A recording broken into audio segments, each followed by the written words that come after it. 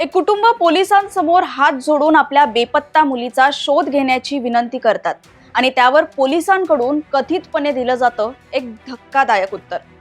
गाडीत डिझेल नाही, शोधासाठी जाता येणार नाही. आता प्रश्न असा आहे की नागरिकांच्या सुरक्षेपेक्षा डिझेल महत्त्वाचं झालंय का? नागपुरात घडलेल्या या घटनेनं अनेक गंभीर प्रश्न निर्माण केले आहेत. नेमकं प्रकरण काय आहे पाहूयात. ही घटना आहे नागपूरमधील पाचपावली पोलीस ठाणे हद्दीतील. इथे एक 21 वर्षीय तरुणी अचानक बेपत्ता झाल्याची घटना समोर आली.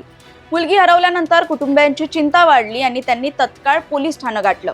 याच दरम्यान एक व्हिडिओ आता सोशल मीडियावरही व्हायरल होतोय, ज्यात मुलीचं कुटुंबीय पोलिसांकडे मदतीची याचना करताना दिसत आहेत. त्यांचा एकच प्रश्न आहे, आमच्या मुलीचा शोध कधी सुरू होणार?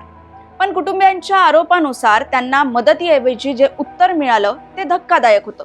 पोलिसांनी कथितपणे सांगितलं, गाडीत डिझेल नाही, त्यामुळे शोधासाठी जाता येणार नाही. आणि हे ऐकल्यावर मुलीच्या कुटुंबियांनी स्वतःच्या खिशातून पैसे काढले.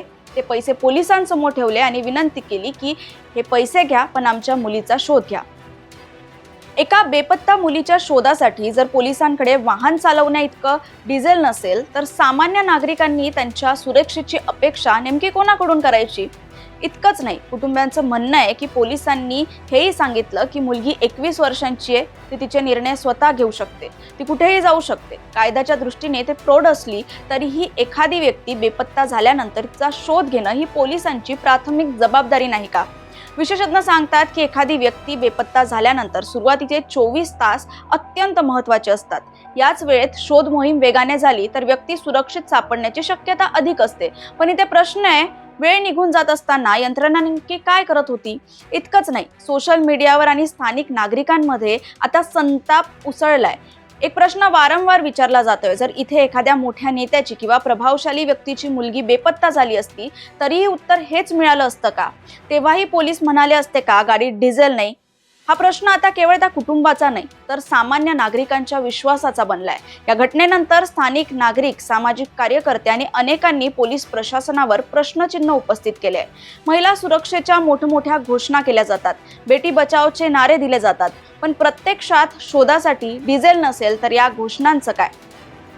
प्रश्न फक्त एका मुलीचा नाही, प्रश्न आहे प्रत्येक नागरिकेच्या सुरक्षिततेचा. हा केवळ निष्काळजीपणा आहे की संपूर्ण यंत्रणेचं अपयश? या प्रकरणात प्रशासन कारवाई करेल का, की हा विषयही काही दिवसात विसरला जाईल? हे पाहणं आता महत्त्वाचं ठरणार आहे.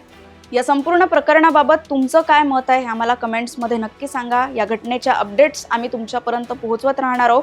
तोपर्यंत पाहत राहा नवराष्ट्र. व्हिडिओ संपला असेल पण चर्चा सुरू राहील. नमस्कार.